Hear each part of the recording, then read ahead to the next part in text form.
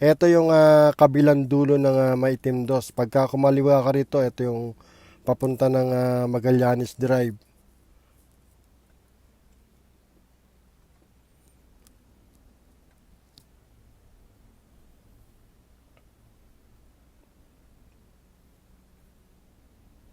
Ngayon kasi dumadaan ka pa dito sa Maitim Dos para makapunta ka dun sa Magallanes Drive.